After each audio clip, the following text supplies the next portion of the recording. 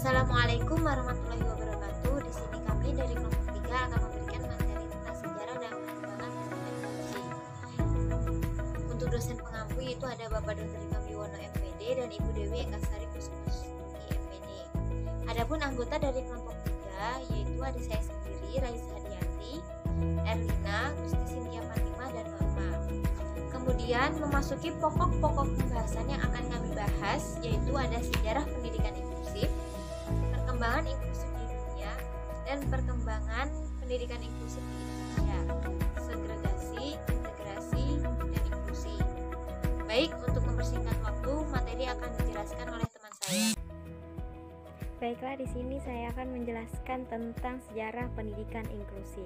Menurut Dinar Westri Andini dan kawan-kawan tahun 2020 mengatakan bahwasanya pendidikan inklusif itu masih merupakan bahasan yang konversional dan hangat untuk diperbincangkan sepanjang tahun ini. Karena apa? Karena topik ini juga disebut sebagai beban diskusi dari semua pengatur kebijaksanaan, pelaksana praktisi, dan juga seluruh kalangan masyarakat.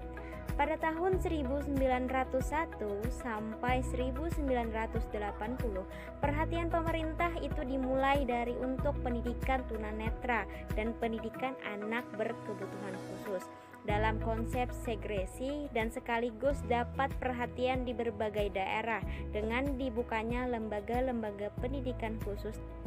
Selanjutnya itu pada dekade 1980-1990, menurut Tarmansyah 2007, pemerintah itu mulai membuka pendidikan khusus untuk tiap-tiap kabupaten atau kota di seluruh Indonesia untuk melakukan penggabungan antara pendidikan khusus dengan sekolah normal dalam bentuk sekolah integrasi.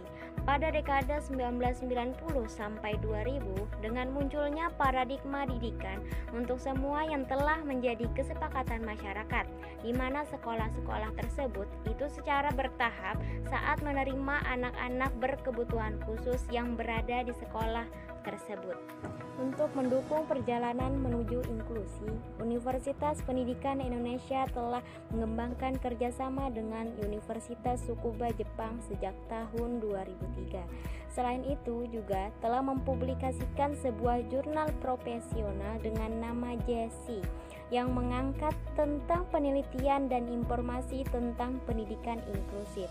Gagasan pengembangan pendidikan inklusi ini itu dimulai pada tahun 2004, yaitu di Sumatera Barat, Sulawesi Selatan, Bali, NTB, dan Jawa Tengah. Sekian presentasi saya, akan dilanjutkan oleh teman saya. Saya Erlina. Di sini saya akan menjelaskan mengenai perkembangan pendidikan inklusif di dunia. Pada zaman Mesir kuno, ditemukan model-model ukiran untuk tunanetra. Pada tahun 1807, di Copenhagen, didirikan lembaga kerajinan bagi orang tuli dan bisu. Jumlah sekolah khusus di Eropa meningkat selama abad ke-19 dan 20, yang diiringi dengan peningkatan kebutuhan khusus yang teridentifikasi dan terkategori. Dalam Azizah dan kawan-kawan 2008, cikal bakal lahirnya pendidikan inklusif berasal dari sebuah pengamatan terhadap sekolah berasrama yang menunjukkan bahwa anak-anak maupun orang dewasa yang tinggal di sana mengembangkan pola perilaku yang biasanya ditunjukkan oleh orang yang berkekurangan. Awal pelaksanaan pendidikan inklusif di dunia tertuang dalam Deklarasi Universal Hak Asasi pada tahun 1948.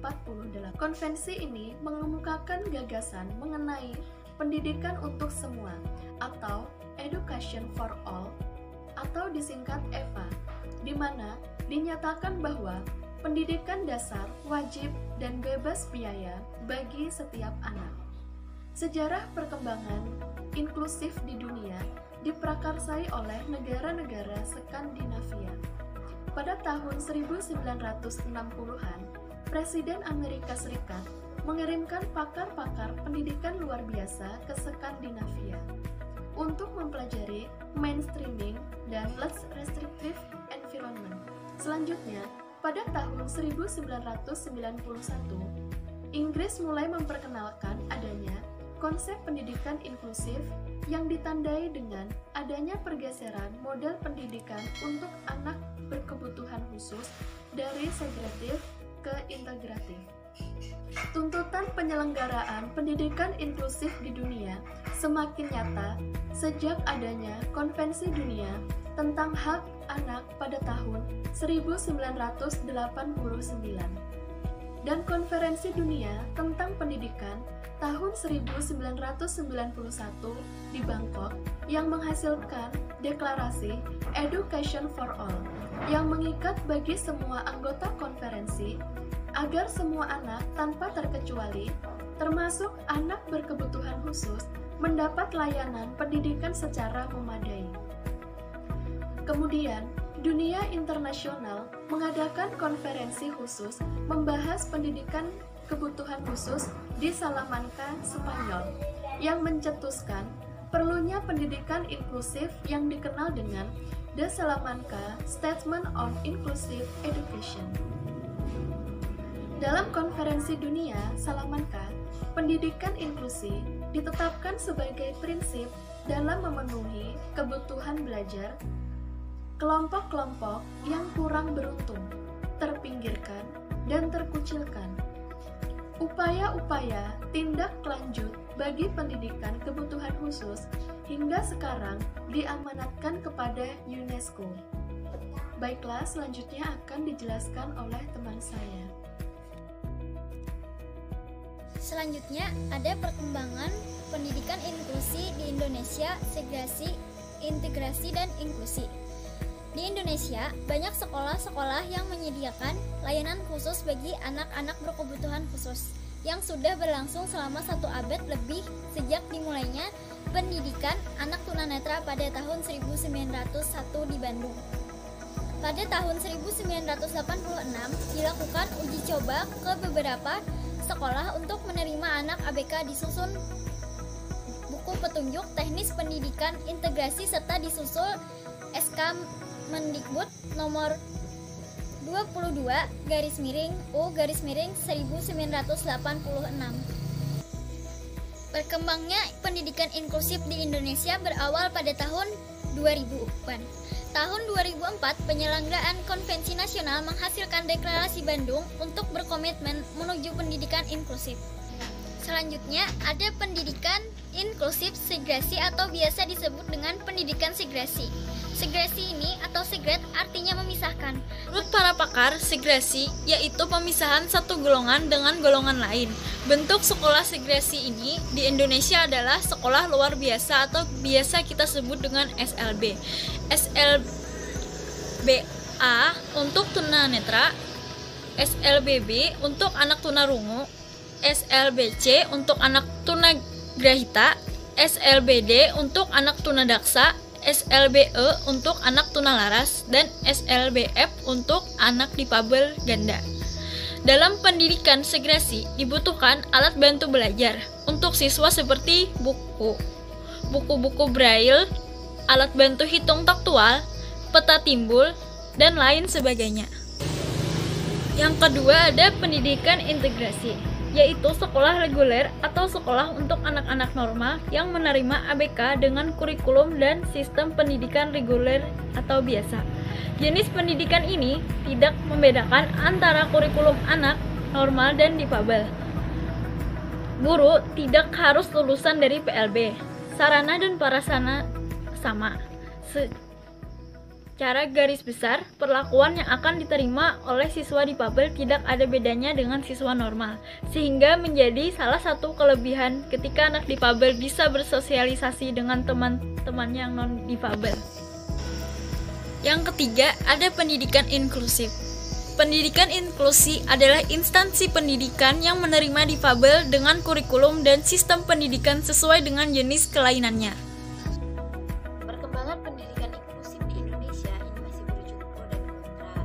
Nah, yang mana belum ada bukti empirik bahwa SLB merupakan salah satu sistem terbaik untuk pendidikan difabel. Nah, SLB, terutama yang berasrama, ini merupakan sekolah yang memisahkan anak dari kehidupan sosial yang nyata. Nah, di sekolah reguler, ABK ini tidak mendapatkan layanan yang sesuai karena adanya labelisasi anak cacat yang menjadikan adanya perbedaan. Namun, undang-undang memberikan kesempatan pendidikan khusus untuk anak yang berkebutuhan khusus. Nah, selanjutnya yaitu tujuan dari pendidikan inklusif itu sendiri itu memberikan kesempatan yang seluas-luasnya kepada semua anak untuk pendidikan yang layak sesuai dengan kebutuhannya.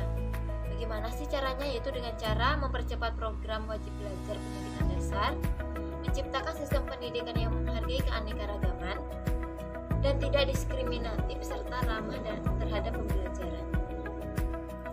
Baik, dapat kita simpulkan dari materi sebelumnya, yaitu yang pertama, pada perkembangan pendidikan inklusif ini terdapat 4 paradigma dalam pendidikan difabel, segregasi, integrasi, dan inklusi.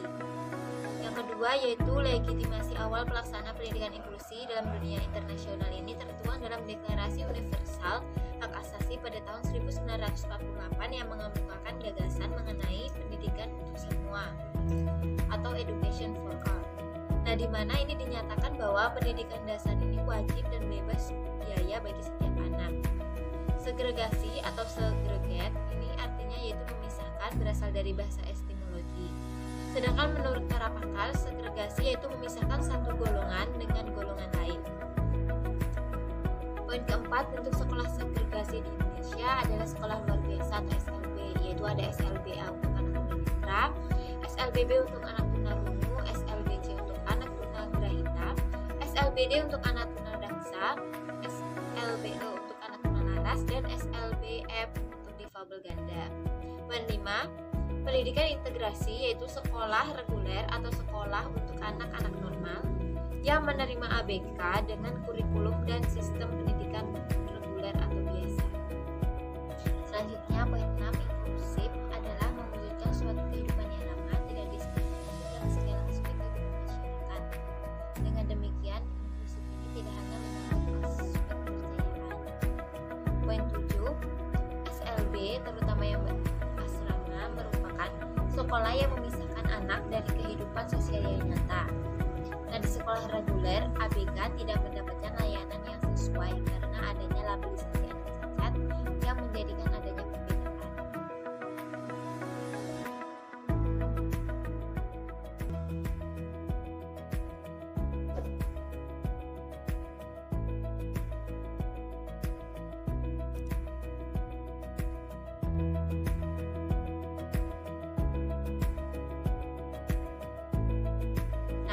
Mungkin itu saja yang dapat kelompok kami sampaikan. Salah hilang mohon maaf. Assalamualaikum warahmatullahi wabarakatuh.